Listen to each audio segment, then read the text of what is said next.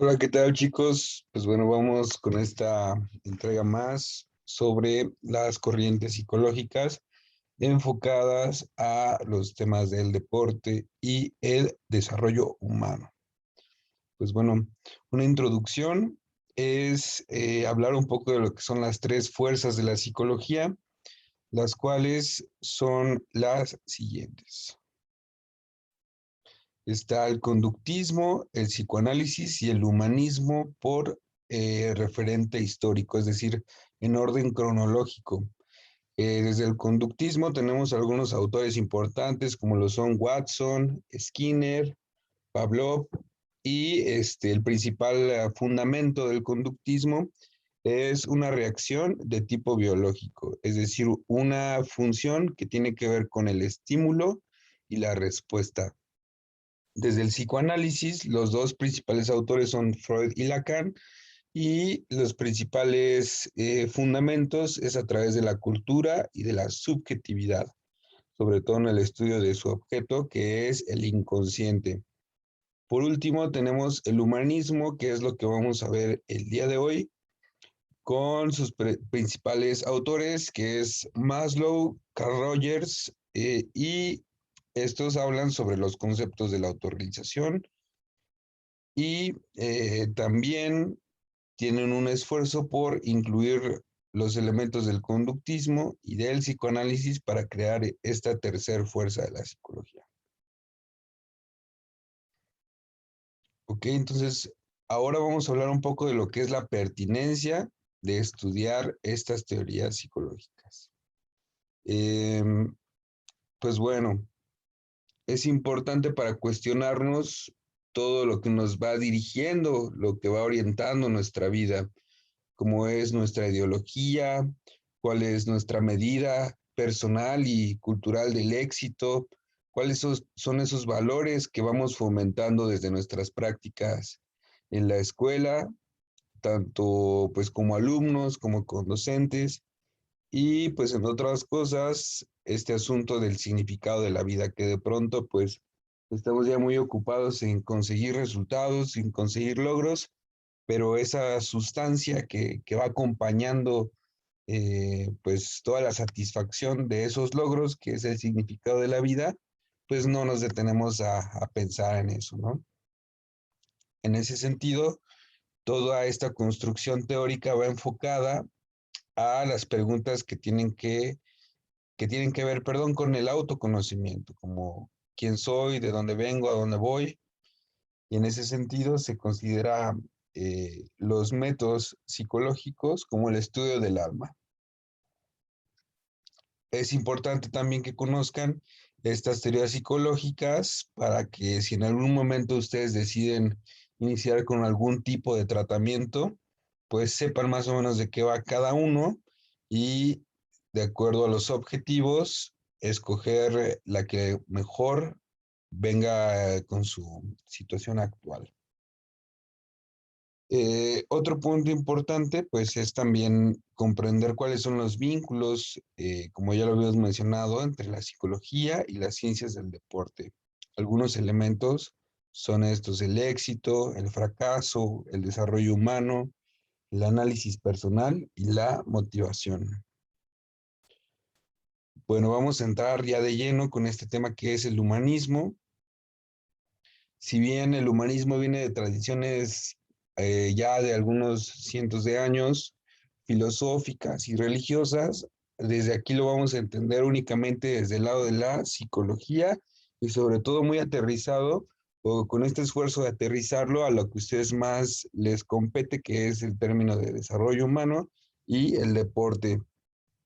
Vamos a ver todo esto a través de este autor que se llama Maslow, un análisis de su jerarquía de necesidades hacia llegar al concepto de autorrealización, y por otro lado, el deporte, los valores y la infancia.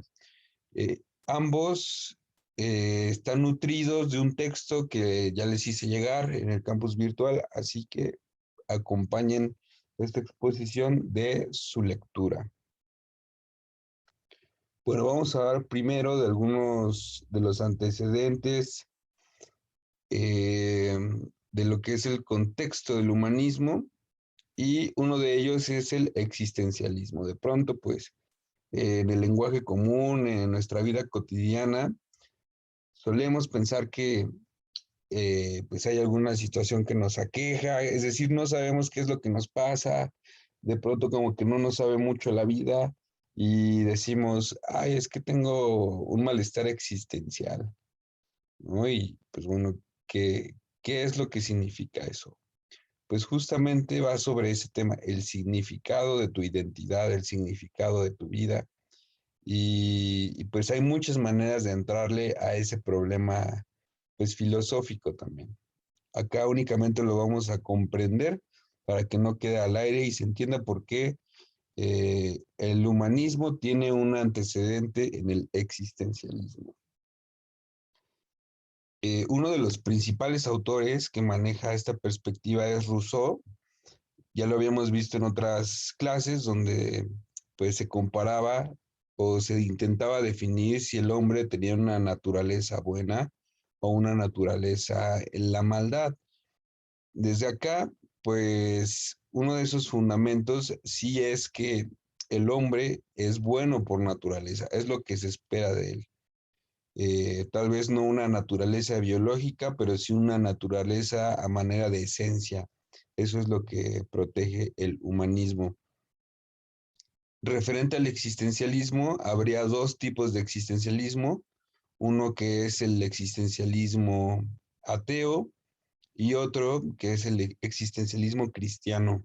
En el primero se asume que pues no es relevante pensar en la existencia de Dios para la toma de decisiones. Eso que significa que todos tus actos son responsabilidad tuya. Y por otro lado, en el existencialismo cristiano se considera que hay un destino ya definido para ti. Por lo tanto, los actos, a lo mejor las cosas difíciles de la vida, se transformarían como en una prueba o en algunos casos algún castigo que tengas que pagar de acuerdo a un designio divino. Entonces están como estas dos vertientes. Sin embargo, aquí lo que habría que subrayar es el papel de la toma de decisiones, que es lo que vamos a ver en un momento más.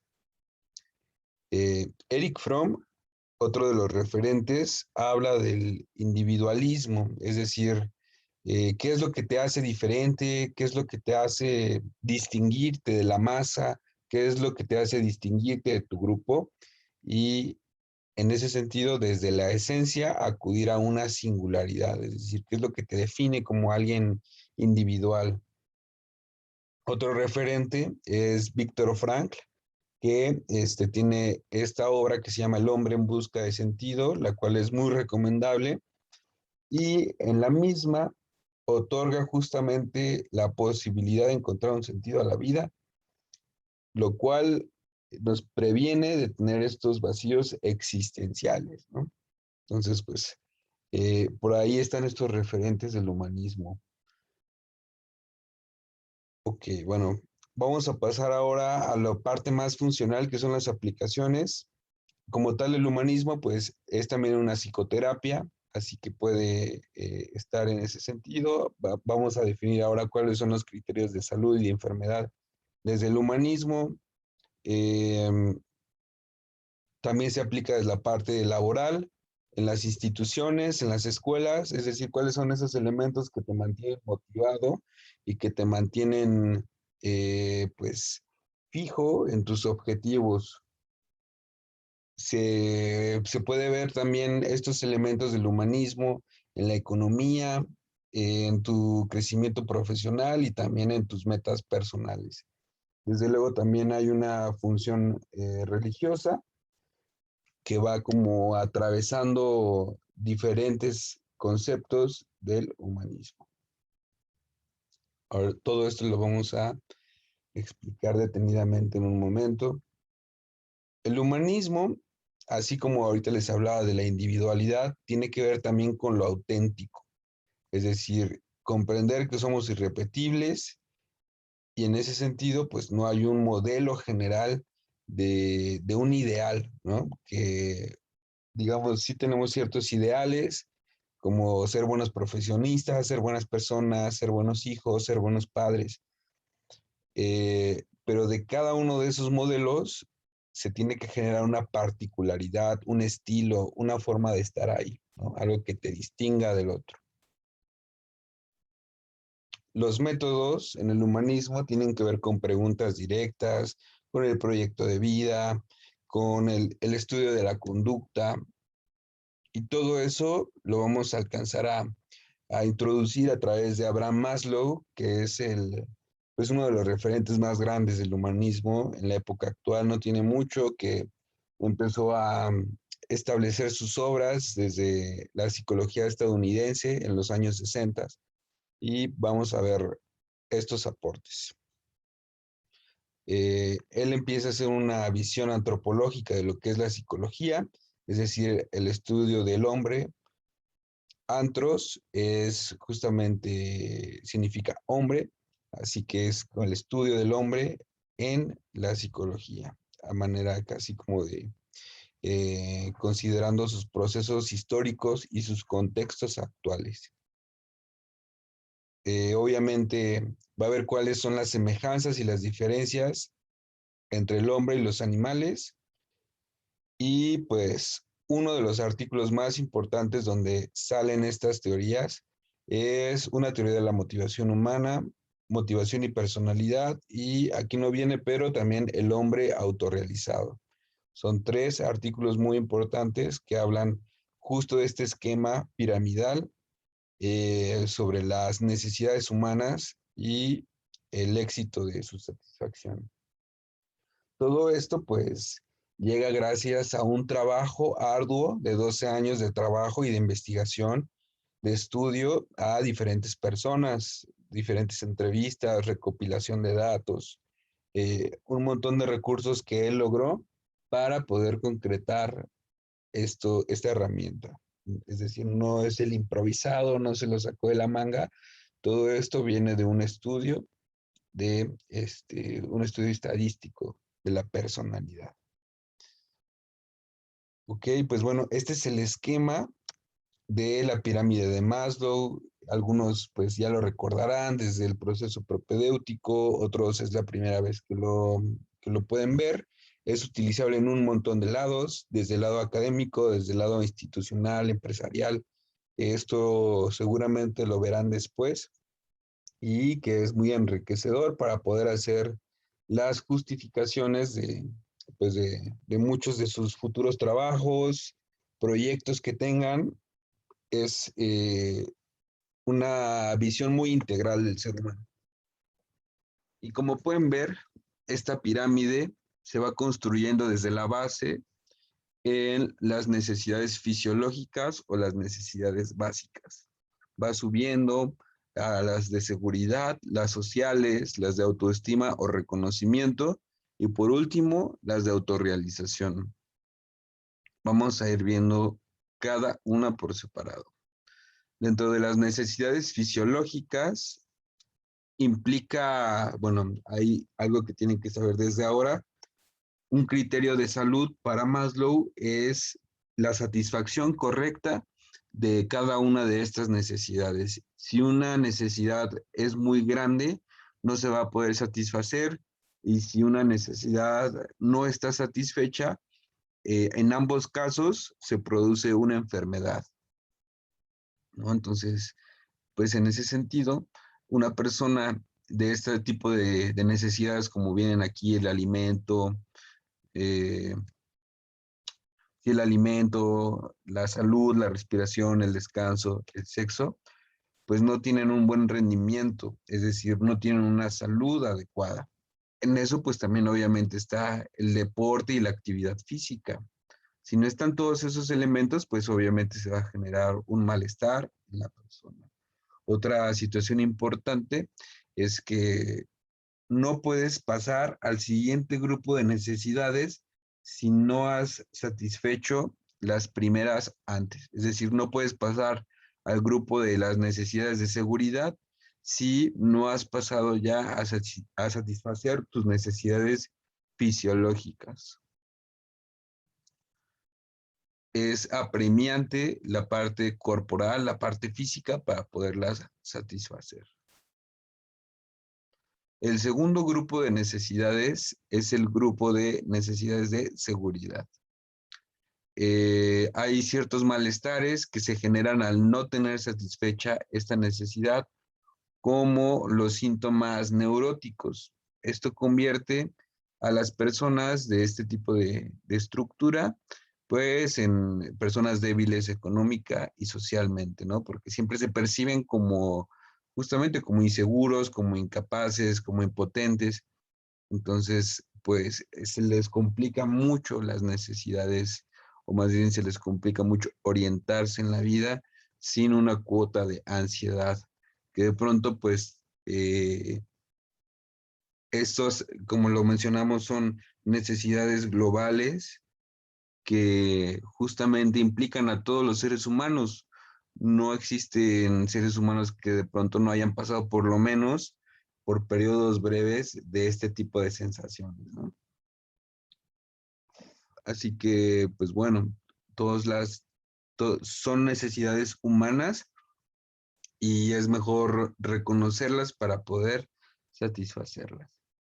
Y este tipo de necesidades, pues, implica buscar justamente su resolución, que algunos la encuentran a través de la religión, de la filosofía, de un trabajo, de vivir en un lugar tranquilo, de tener una familia sana, y si no, pues tomar las medidas necesarias para llegar a todo eso y tener esa necesidad de seguridad cubierta, ¿no? De pronto, pues no sé, puede ser una persona muy inteligente, con un buen trabajo, con buenos recursos, pero si en tu casa tus tíos y tus tías o tus papás están peleando y se están disputando ahí el terreno y hay muchas complicaciones, pues claro que no vas a tener una tranquilidad.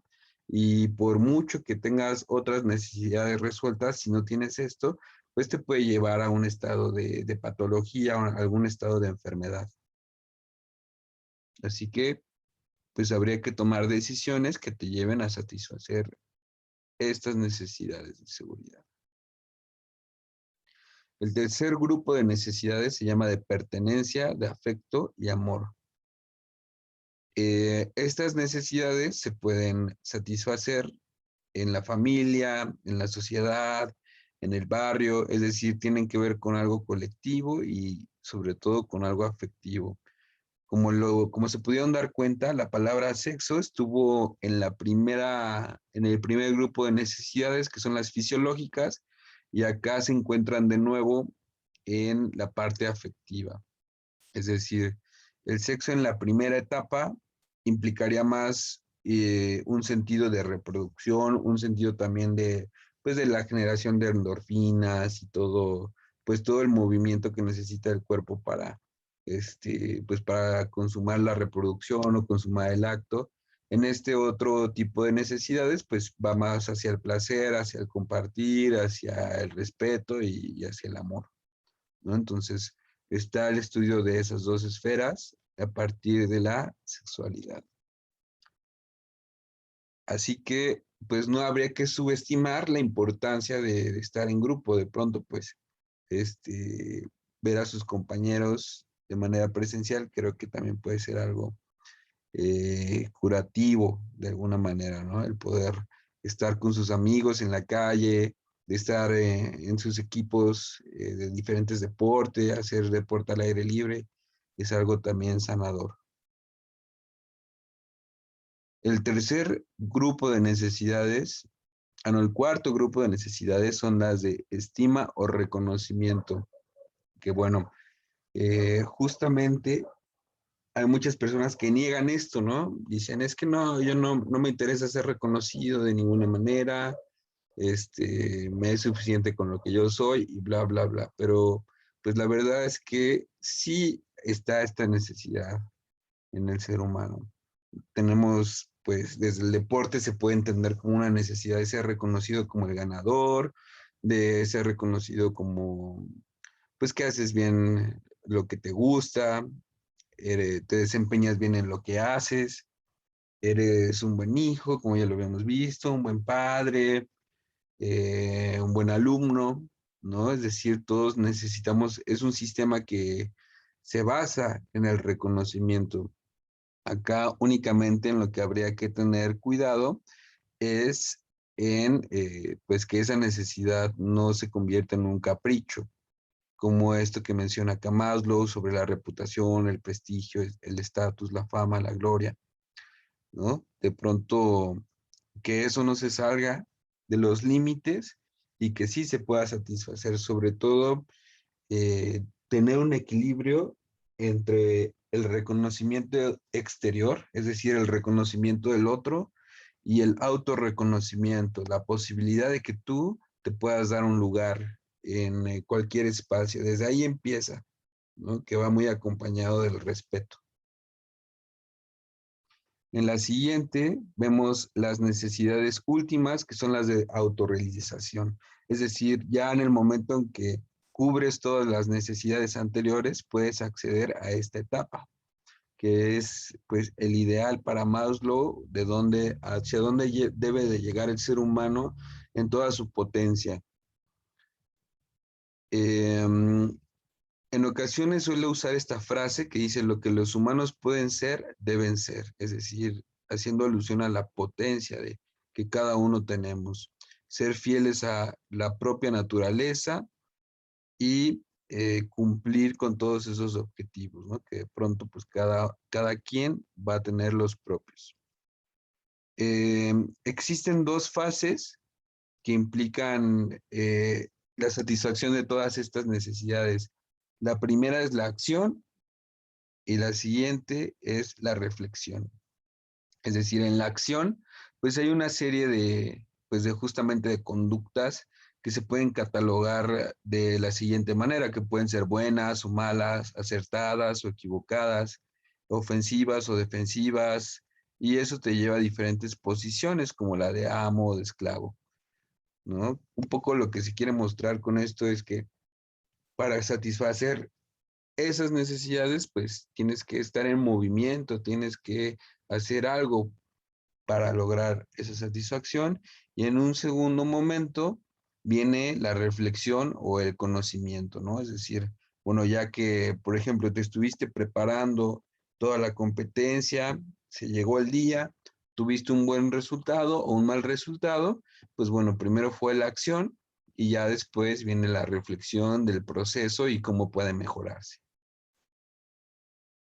Para la autorrealización se debe considerar que pues no podemos cargar con la felicidad del otro. Es decir, las decisiones que tomemos, pues sí tienen una carga de egoísmo, que implicaría pues buscar tu propia autorrealización para después, en un segundo momento, poder retribuir a la autorrealización de otros, o de alguna manera hacer su camino más fluido. El estudio de la autorrealización se llevó a cabo gracias a pues, la recopilación de información de personas que Maslow consideraba como autorrealizadas, como ganadores de medallas olímpicas, científicos como Einstein, eh, ese tipo de personas que se consideraban como casos de éxito, y a partir de ahí comenzó a tejer el camino, la serie de pasos que se necesitaban para llegar ahí.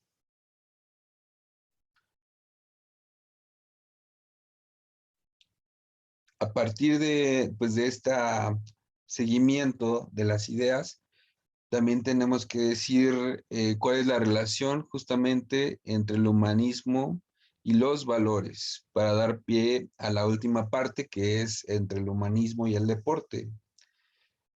Eh,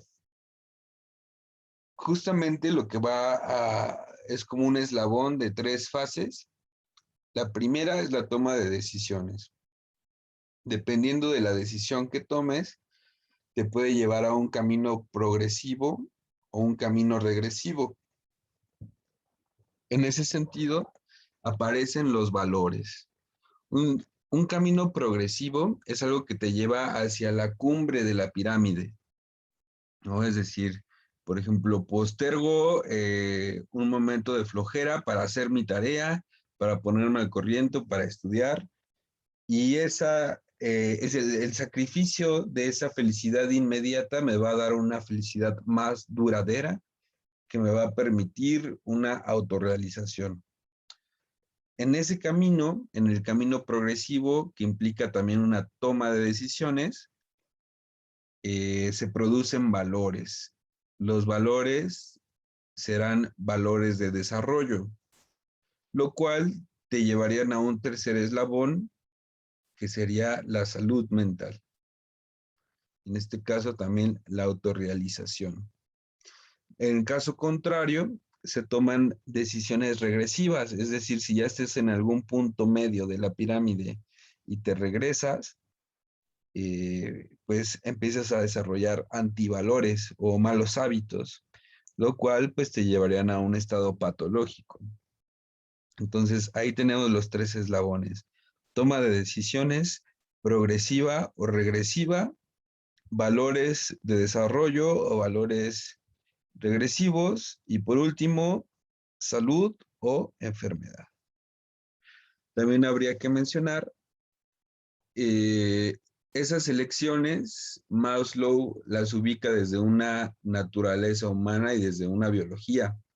¿Qué quiere decir esto? Que la toma de decisiones la empezó a analizar desde los animales, es decir, cuáles eran los ejemplares que mayor salud tenían, pues los que tomaban mejores decisiones al momento de alimentarse, los que tomaban la decisión de nutrirse de una forma mucho más eficaz, pues tenían un mejor desarrollo físico y motriz, que los llevaban a adaptarse más fácil al ambiente.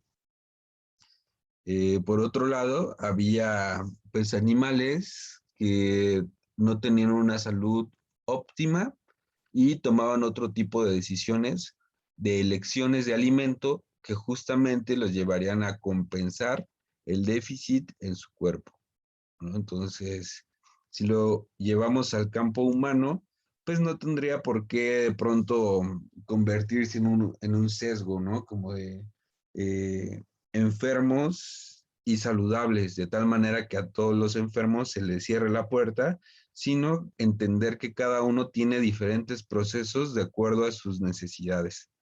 En ese sentido, podríamos decir, sí, claro, todos tenemos la necesidad de alimentación, pero a lo mejor algunos pues necesitan más hierro, algunos más calcio, algunos, pues no sé, otro tipo de dieta baja en azúcar. En ese sentido, pues sí hay algo general, pero también hay algo individual, hay algo particular, dependiendo justamente de tu potencialidad, ¿no? A lo mejor algunos, pues, justamente tienen una dieta muy específica de acuerdo al deporte que practican, algunos más que son más creativos, pues, no sé, necesitan otro tipo de alimentos y de esa manera se van construyendo diferentes caminos, ¿no? Aquí hay algunas características que hablarían ya de un desarrollo pleno o de la autorrealización, como las pueden ver en pantalla, como una percepción clara de la realidad, una apertura a la experiencia, una integración entre la maldad y la bondad, que de pronto pues queremos alejar todo lo que está mal en nosotros en lugar de reconocerlo y hacer algo con eso, como lo hablábamos también en la clase del psicoanálisis.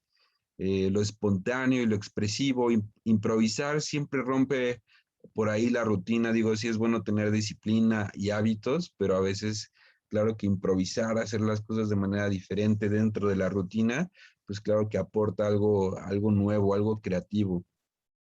Tener un yo real, así como una identidad firme, eso implicaría pues saber quién eres a partir de un proceso de autoconocimiento, tener una trascendencia del yo, es decir, pues ver justamente cuál va a ser ese camino y a dónde te va a llevar. Lo que hablábamos también de la creatividad, recuperar ese don de la improvisación y de hacer las cosas a tu manera. Eh, Integrar lo concreto y lo abstracto, es decir, no quedarse nada más como con lo más superficial o lo más material, sino tener la capacidad de sustraer el significado de la vida. Y también por otro lado, pues entender que estamos en un discurso también capitalista y que no podemos vivir únicamente de ideas, ¿no? Poder integrar los dos campos. eh, estructura de carácter democrático. Ya lo habíamos visto un poco esa parte de la función de la democracia, que pues en un resumen muy grosero sería simplemente tomar en cuenta la opinión de todos, ¿no? Para pues la orientación colectiva. Y por último, la capacidad de amar, ¿no? Que pues como ustedes ya saben, eso implica primero hacerlo con uno mismo y ya después poder compartirlo, ¿no? Que no todos tienen esa capacidad y pues bueno, si no estás en ese momento, también sería muy oportuno poderlo reconocer. Aquí tenemos justamente algunos signos de esta persona enferma que se produce a través de estas decisiones regresivas que implicarían la autotraición, la fijación, la regresión, como ya lo habíamos mencionado, estar motivado por el miedo antes que por el deseo o el desarrollo, ¿no? Esto significa hacer las cosas ya más como de forma reactiva que hacerlo porque te gusta, porque lo quieres hacer. Tener sentimientos de ansiedad, desesperanza, aburrimiento. Digo, claro que nos podemos sentir aburridos, pero ya en conjunto todo esto implicaría pues ya un perfil de una patología. La incapacidad de alegrarse, eh, culpa, vergüenza, carencia de objetivos, sentimientos de vacío y falta de identidad. Que bueno, como se los mencionaba, tampoco se trata de entender la vida como una línea recta a la felicidad o al éxito. Siempre pasamos por baches, siempre pasamos también por decisiones regresivas y pues aunque estemos como muy cercanos a la autorrealización, siempre vamos a pasar por momentos de crisis y es mejor, como se los he mencionado, reconocerlo. Es decir, no pasa nada. Justamente toda esta enfermedad implicaría replantear de nuevo el camino hacia la curación o hacia diferentes objetivos como aquí lo menciona, que hay carencia de objetivos, pues bueno, a lo mejor no es que haya como tal en todos los casos carencia de objetivos, sino que se tienen que replantear para poder dar otro sentido y producir motivación. Y pues bueno, ya para cerrar, vamos a abordar algunos conceptos del texto que les mandé sobre infancia, valores y deporte. En haciendo pues un poco un resumen, se trataría de pensar en el deporte. En lo común el deporte siempre se piensa como algo bueno, ¿no? Algo que se recomienda, algo que se establece, algo pues que se retoma. Sin embargo, hablando justamente de valores y de antivalores, podemos caer en cuenta que se pueden reproducir antivalores en el deporte sin quererlo, ¿no? Es decir, pues bueno, todas estas acciones que ustedes ya conocen como conducta antideportiva, como ser violentos con el rival, la función a lo mejor también de las porras, que implica también una identificación, que implica también pues esta forma de vincularse de manera agresiva, la corrupción, hay un montón de antivalores que sin pretensión se pueden desarrollar en el deporte desde su aspecto social, ¿no? Entonces, una de las claves es que el deporte no es bueno per se, es decir, por sí mismo. El deporte, como mucho, como todo lo del ser humano, es una creación cultural. ¿Qué quiere decir esto? Pues que dependiendo de los diferentes agentes que hagan posible el deporte y los encuentros, van a ser los valores que se van a permear en el terreno de juego.